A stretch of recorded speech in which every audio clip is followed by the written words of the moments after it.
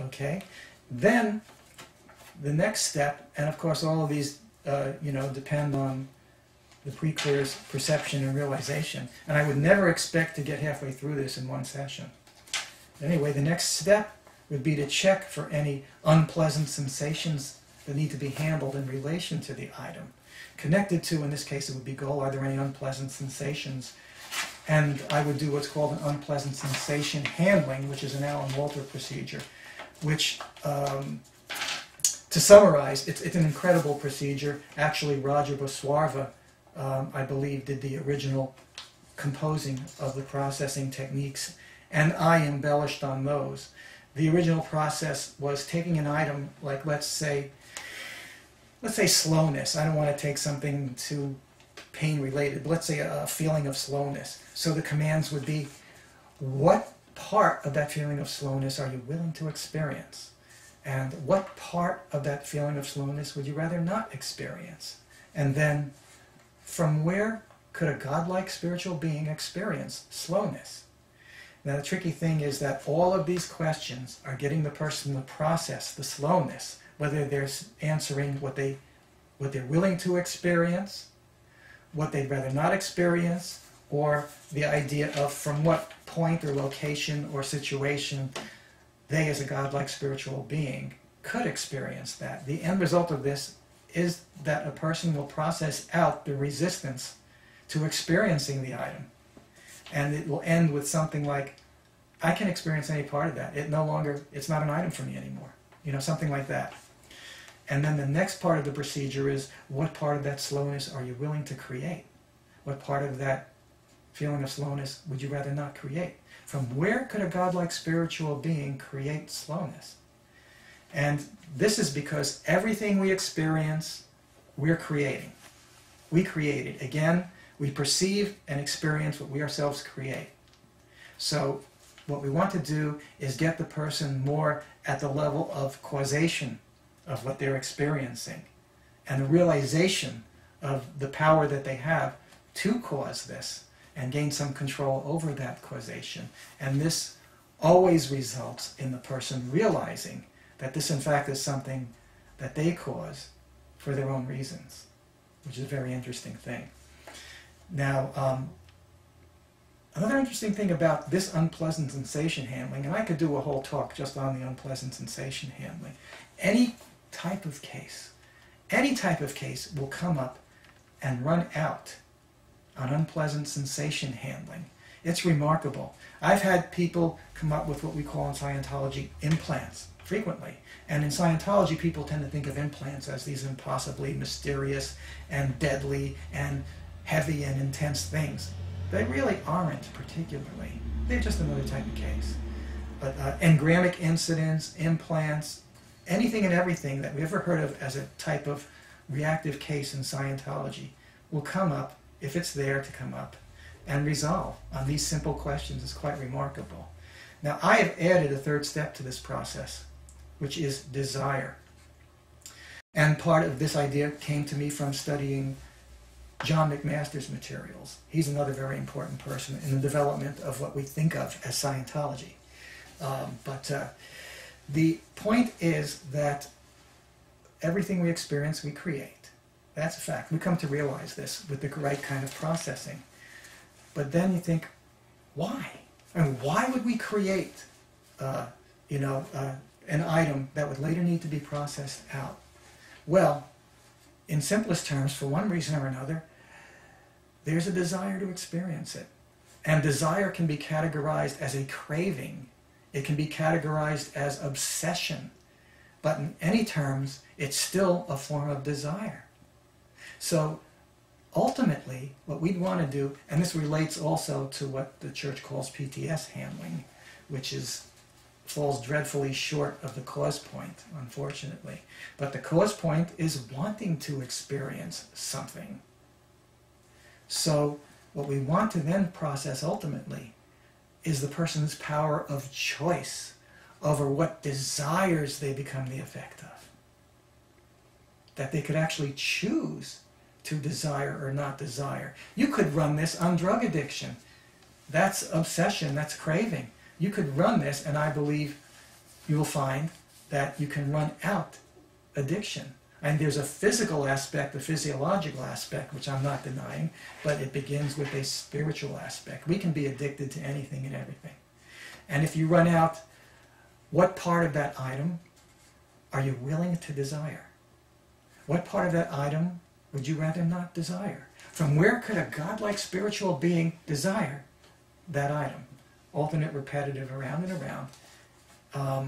And this has actually worked out exactly the way I expected. The person always comes to realize that they don't have to desire something.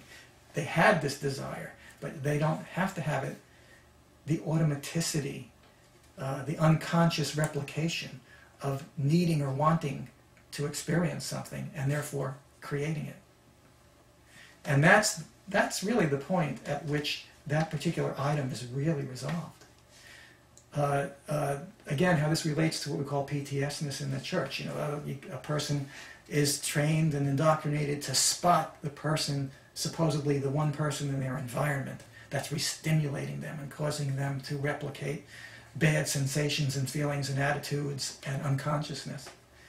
Well, the person first has to have the desire to experience that, and how they create it is by finding someone in their environment who will provoke and trigger those things in them. That's the part that Scientology generally doesn't go to that depth on with PTS handling. So then if you were to process out, find out from the person, okay, well, what is getting re-stimulated? And, you know, what is it that you're desiring to have re-stimulated through the creation of this relationship the way it is? And then you could run the unpleasant sensation handling on the desire step.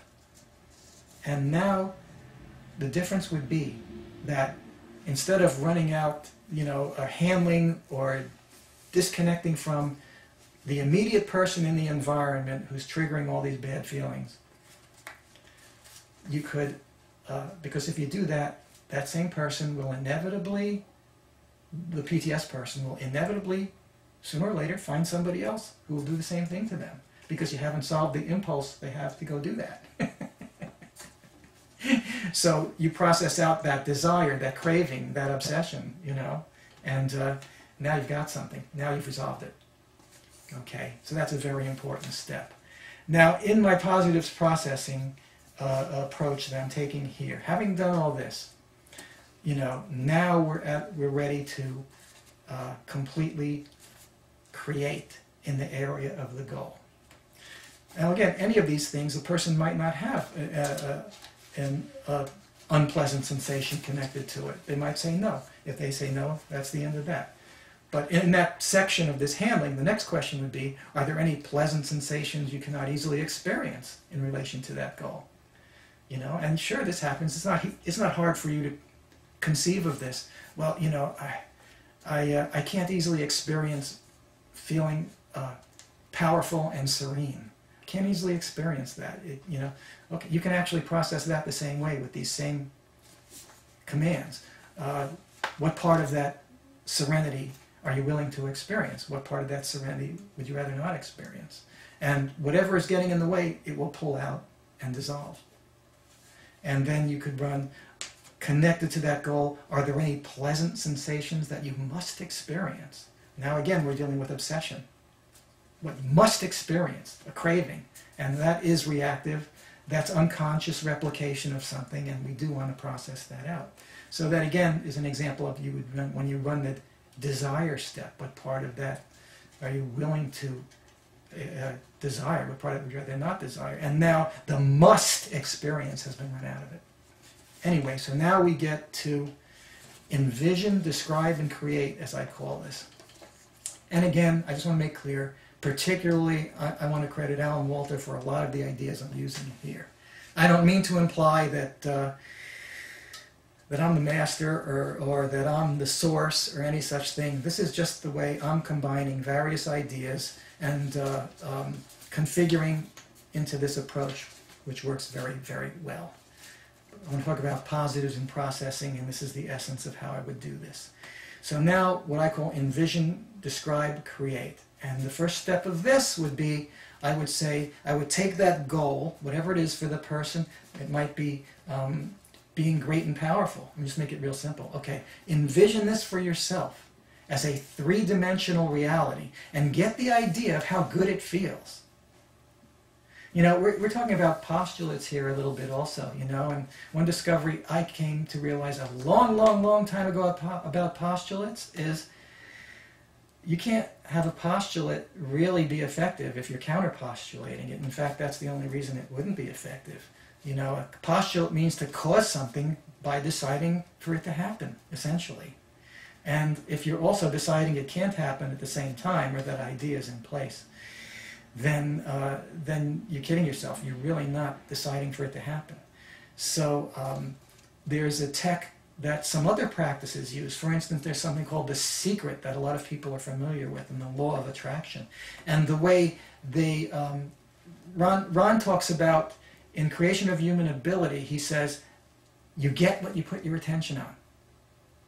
So that's really an application of getting what you put your attention on. The way this is applied with like the secret is this: get the idea of how good it feels is part of that. Like get the idea of gratitude for this thing and get the idea of how good it's going to feel to experience it and feel that satisfaction.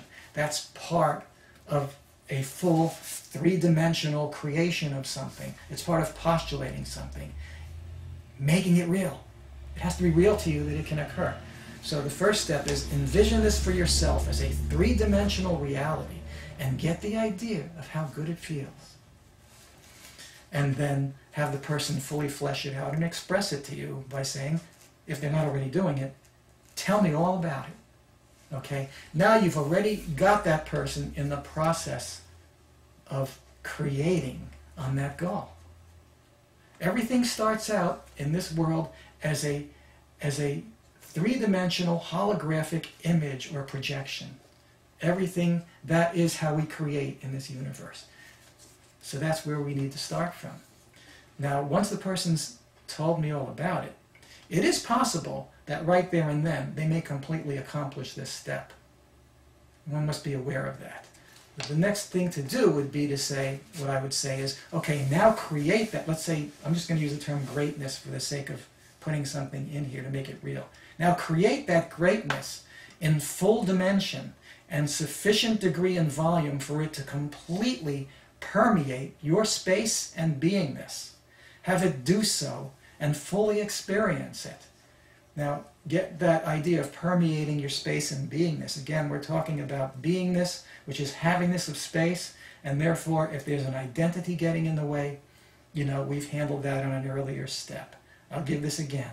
Now create that greatness in full dimension and sufficient degree and volume for it to completely permeate your space and beingness. Have it do so and fully experience it. Now you simply then, you know, let the person do that. You know, in processing, you know, until a person looks you in the eye, they're still processing something. So I'm going to be silent and give them the space and allow the context for them to fully process. Positively process, which is to create and process what they're creating. Fully experience it. And then when they seem to have completed that, because okay, they're looking at me now, they're back here, now ask them if they have fully accomplished this. And around this time, you're going to see a floating tone arm if you haven't already. I've noticed you're going to see this if it's been fully accomplished. And a person will tell you so. And you would then simply acknowledge this. And we're done. But something like half the time, when doing this, the file clerk is going to throw up, and have emerge whatever charge is in the way of this goal. Because that's the charge that matters. That's what we're talking about all along in terms of negative case gain. What you only want to process is those things that are coming up for the being that are getting in their way of their goals. So this could easily come up in their working to fully create and have this goal. Whatever negatives there are, if they haven't already been processed, and if they are there and getting in the way, which makes them relevant, the only charge that relevant is what they're expressing because it's getting in the way of their goals. I'm almost running out of ways to say that. Okay, so you be prepared for the PC to encounter some form of case or charge that interferes with their success in fully accomplishing this result. Very often, they just describe it, that's all they had to do with it, and you'll see like a floating needle. Floating needle's not the end result of anything. It's an indication that we're on our way. That's what a floating needle actually is. When we tell a person in session your needle's floating, it's meant to be an acknowledgement that, okay, we got it now. But doing that prematurely is very, very bad. Okay, so anyway, the person starts to describe some case or charge. Now, if it doesn't immediately, if they're like telling it to you in a past sense, but a present tense, that this thing is what they're experiencing, then it's not gone, because they're experiencing it present time. So then, what I use is what I call the master processing technique. This comes from Creation of Human Ability again, and it's the process R234. I call this the master processing technique.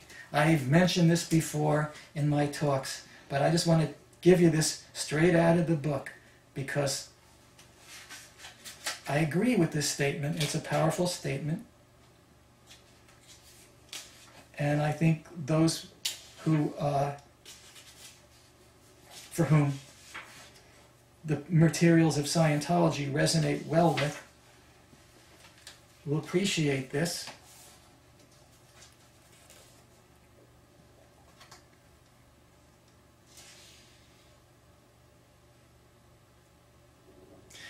It's called Description Processing, R234.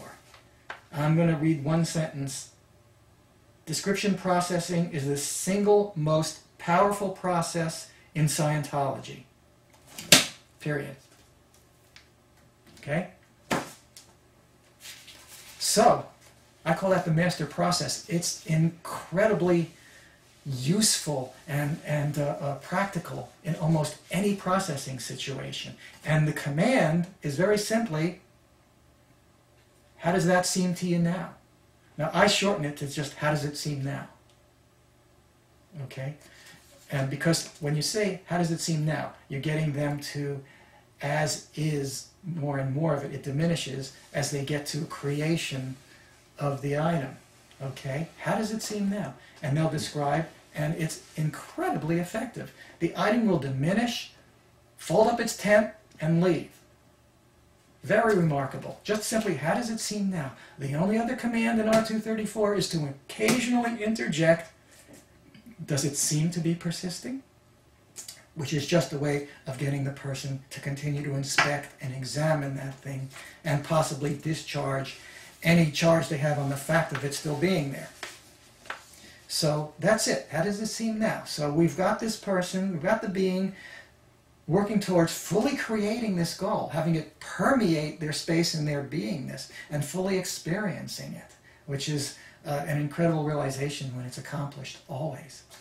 So as things come up, and engrams, implants, sensations, shocks, anything and everything can come up in whatever form of case or charge is imposing itself and blocking the full realization of this goal. And you could process these items a million different ways. You could segue into engram running or shock handling or a multitude of tools. But we want to keep this simple, direct, and effective, and not veer off into more complex things. All you've got to say is, how does it seem now?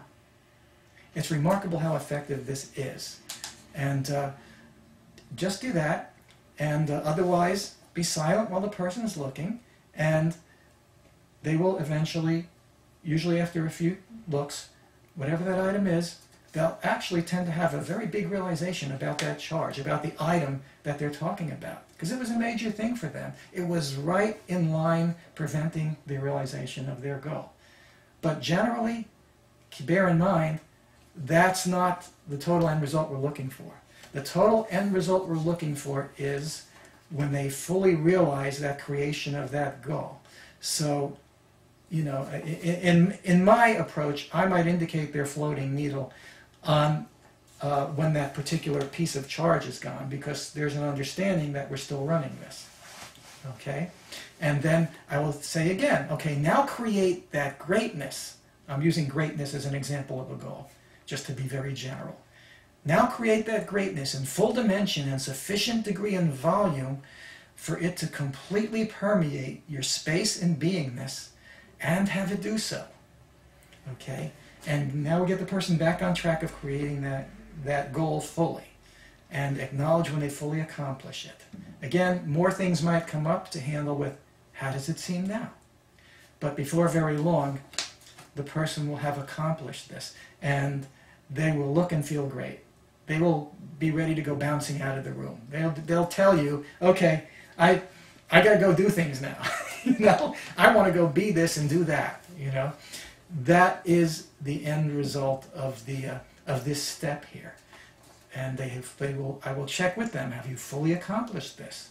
And when they say yes, they're fully experiencing having created and creating that goal, that power, whatever that is. It is now, they have no stops on it. They have no considerations, no doubts, no reservations.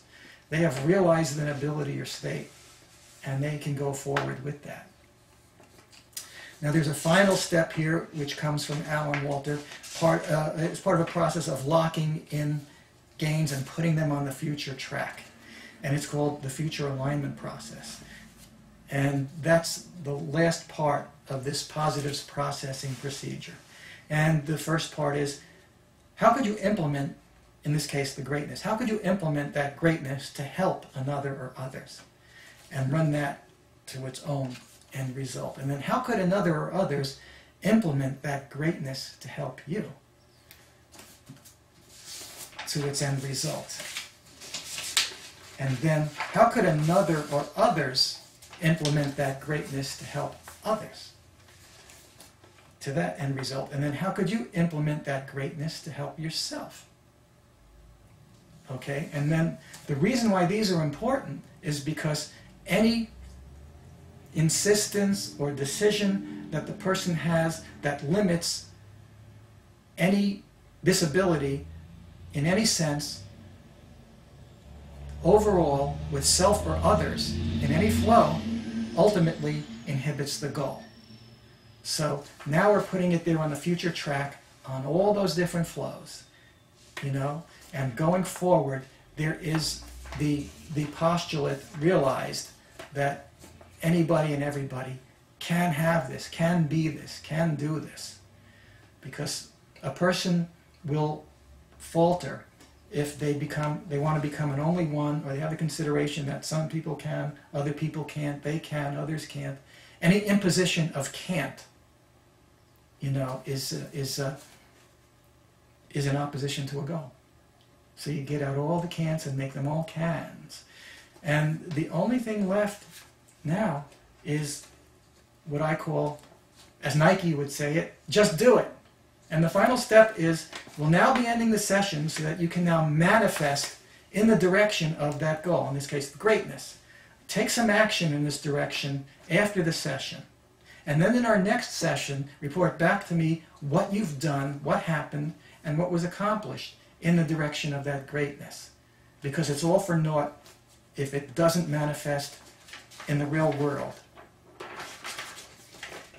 And that there is what I have to share for today on positive processing.